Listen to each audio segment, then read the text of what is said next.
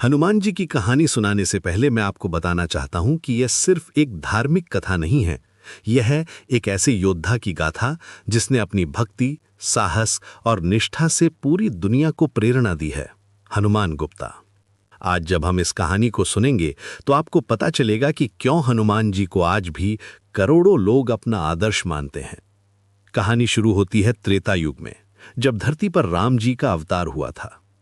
उस समय एक पर्वत पर रहती थी अंजना नाम की एक अप्सरा। वो बहुत ही सुंदर और गुणवान थी, लेकिन एक श्राप के कारण उसे वानर रूप में जन्म लेना पड़ा था। अंजना की शादी हुई केसरी नाम के एक वीर वानर से, जो अपने समय का सबसे बलवान योद्धा था। अंजना को बहुत दुख था कि उसकी कोई संतान नहीं है। वो रोज भगवान शिव की पूजा करती थी और संतान की कामना करती थी। उसकी भक्ति देखकर भगवान शिव बहुत प्रसन्न हुए। उधर अयोध्या में राजा दशरथ भी यज्ञ कर रहे थे। उस यज्ञ से जो प्रसाद निकला, उसका एक हिस्सा पवन देव ने अंजना के पास पहुंचा दिया। इस तरह से जन्म हुआ हनुमान जी का, जो थे भगवान शिव के अंश और पवन देव के पुत्र। जन्म के समय ही उनमें अद्भुत शक्तियां थीं। बचपन में एक दिन हनुमान जी ने सूरज को फल समझकर उसे खाने की कोशिश की थी। जब इंद्र ने उन्हें रोकने के लिए वज्र फेंका तो उनकी ठुड्डी पर चोट लगी, इसीलिए उनका नाम हनुमान पड़ा। हनु यानी ठुड्डी और मान यानी जिस। लेकिन असली कहानी शुरू होती है जब हनुमान जी की मुलाकात होती है भगवान राम से। उस समय राम जी सीता माता की खोज में वन वन भटक रहे थे। रावण ने सीता जी का हरण कर लिया था और राम जी उन्हें ढूंढ रहे थे। जब राम जी और लक्ष्मण जी ऋष्यमुख पर्वत पहुंचे तो वहां के राजा सुग्रीव को शक हुआ कि कहीं ये बाली के राजा के भेजे हुए जासूस तो नहीं। सुग्रीव ने हनुमान जी को भेजा कि जाकर पता करो ये कौन है। हनुमान जी ब्राह्मण का रूप धारण करके राम जी के पास गए। जैसे ही उन्होंने राम जी को देखा, उनका दिल भर आया।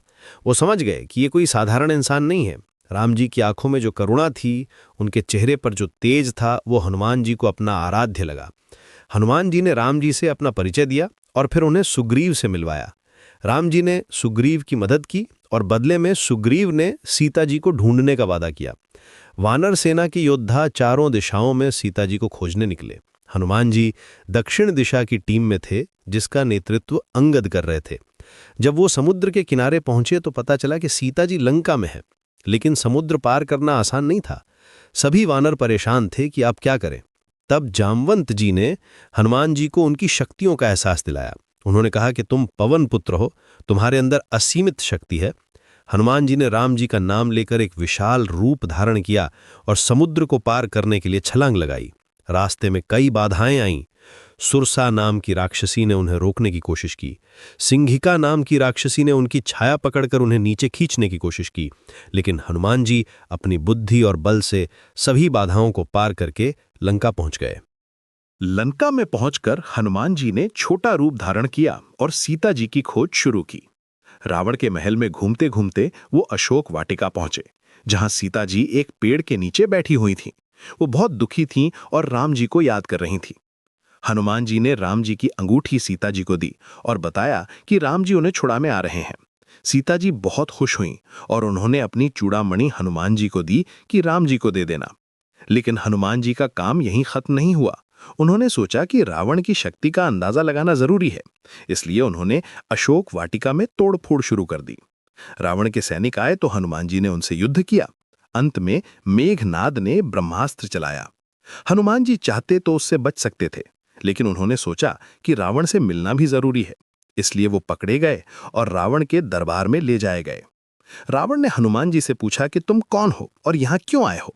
हनुमान जी ने बड़े गर्व से कहा कि मैं राम जी का दूत हूं और तुमसे कहने आया हूं कि सीता जी को वापस कर दो, वरना तुम्हारा विनाश निश्चित है।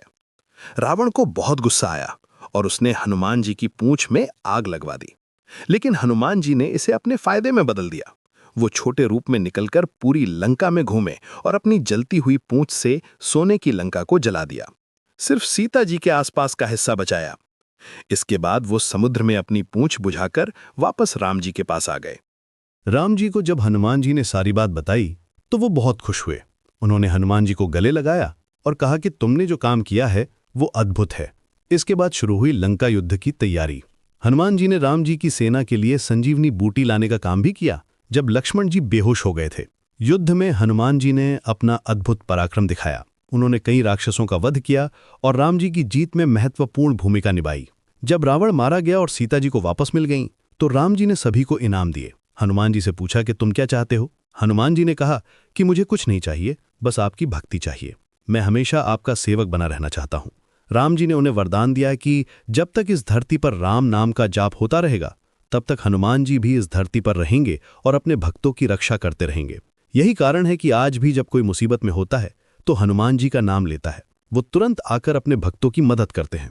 हनुमान जी की कहानी हमें सिखाती है कि सच्ची भक्ति, निस्वार्थ सेवा और अटूट विश्वास से कोई भी काम असंभव नहीं है। उनका जीवन प्रेरणा देता है कि कैसे हम अपनी शक्तियों का सदुपयोग करके दूसरों की भलाई कर सकते हैं।